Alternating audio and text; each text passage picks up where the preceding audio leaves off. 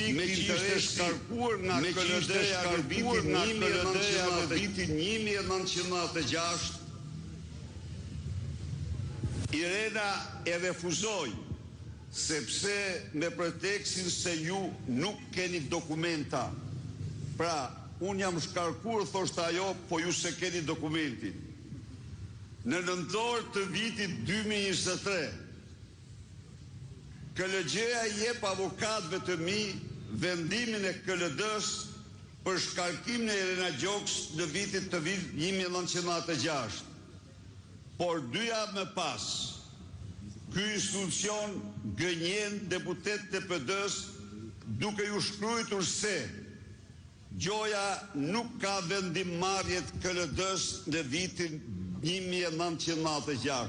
Pra shikoni, institucion shtetëror, I cili 2 javë më parë kishte dhënë vërtetimin për vendimin e shkarkimit saj, madje dhe kopjen e vendimit të shkarkimit, 2 javë më vonë u përgjigjet deputetëve të PD-s se një vendim I tillë nuk ekziston pasi merr urdhrin nga Edi Rama.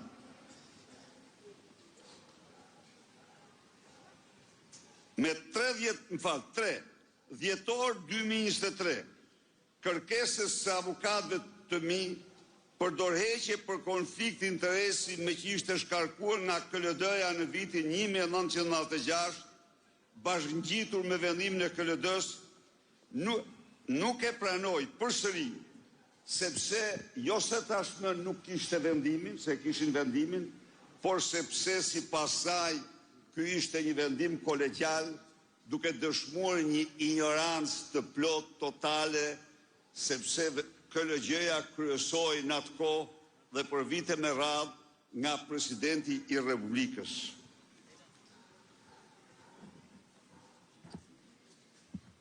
4. Në mars të 24-s, Gazeta Tanea boton shkrimin se Irena Gjoka është dëbuar nga Greqia si falsifikatore.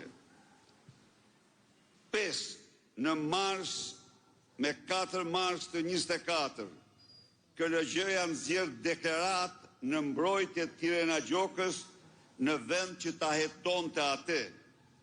Pra, betohet për virgjërinë politike të Irena Gjokës, edhe korruptive. Imagjinoni ju se çfarë institucioni është ky. E merrni vesh apo jo, betohet për te, për kokën e Irenës. Me datën 4 maj 2024, e shtunë dhe e diele Pashkës, Gazeta Prototema nxjerr vendimin e gjykatës për dëbimin e Irena Gjokës. Me datën 7 maj 24, Prokuria e Përgjithshme deklaron se po nis hetim të thelluar.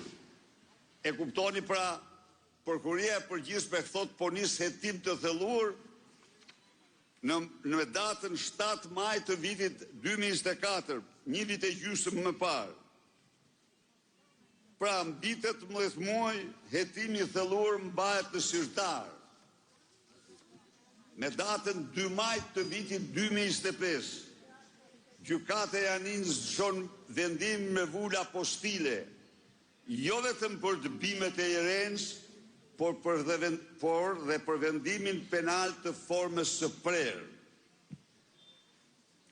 Me 5 maj 2025, paraqita këtu para jush dokumentin me vulë apostile, të cilën e mori vesh edhe pa e gjithë Shqipëria. Me 5 maj të vitit 2025, delinkuentja Irena Gjoka mohon që t'jetë dënuar ose dëbuar nga Greqia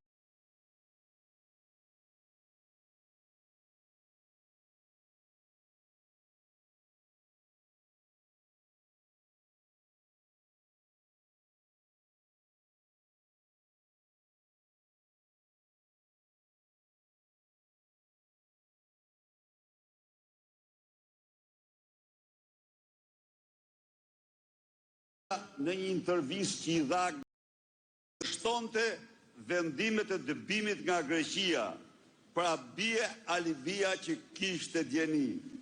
E kuptoni o zotërisë.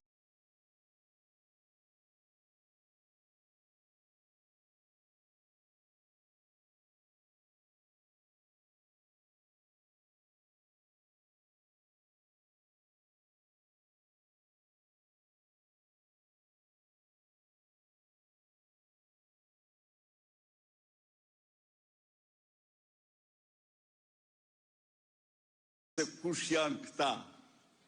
Pristi, në 7 maj 2025, Altin Troplini deklaron fillimin e hetimit pa emër para prak.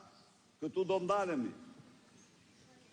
Hetimi para prak është forma më korruptive e hetimit e aplikuar nga Altin Troplini në rastin e Irena Gjokës, në rastin e Mek Gonigal, në rastin e Amand Josifit dhe të gjitha rastet ku ai pret gjoba të mëdha ose zbaton urdhra e prorë. Me datën 8 maj 2025 i kërkojmë KLG-s shpalljen e mbarimit të mandatit Irena Gjokës, mbasi në përputhje me kushtetutën dhe ligjin, ajo nuk mund të ishte më kurrë gjykatëse në sistemin e drejtësisë në Shqipëri. Në maj qershor 26-25 ndonë se ligji detyron KLG-n të vendosë për 15 ditë për mbarimin e mandatit violoja Kullungeshkës. KLG-ja kërkon prokurisë përgjithshme të shprehet, e cila gjoja ka filluar një hetim një vit e gjysmë përpara. Prokuria fshihet pas Ministrisë së Drejtësisë dhe nuk konkludon. Qershor 2025 del se Irena Gjoka, jo vetëm, 1, është dëbuar 2 herë nga Greqia dhe ka lëshuar prokuror, 2, ka dënim penal të formës prerë në Greqi, 3, ka falsifikuar formularin e dekriminalizimit pasi nuk i ka deklaruar këto, por dhe 4, ka gënjur në vetim. Të gjitha këto janë akte që kryen brenda sistemit drejtësisë dhe dëshmojnë moralin e kalbur të këtij sistemi, kontrollin total që Edi Rama nëpërmjet Altin Troplinit, nëpërmjet Uluzi Vujtonit, nëpërmjet kujt i thuash çfarë të thuash me radhë të vesh mbiemra, e ka shtruar, e ka irenizuar.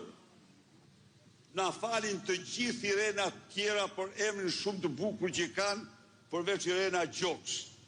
E ka ose e ka bërë me shumë mbiemra se s'diste se nuk po m'vjen tani ndonjë epitet më i përshtatshëm. Pra, këto ishin. Zoti Berisha, morët njoftim për çështjen tjetër për cilën s'pa kërkon të marrë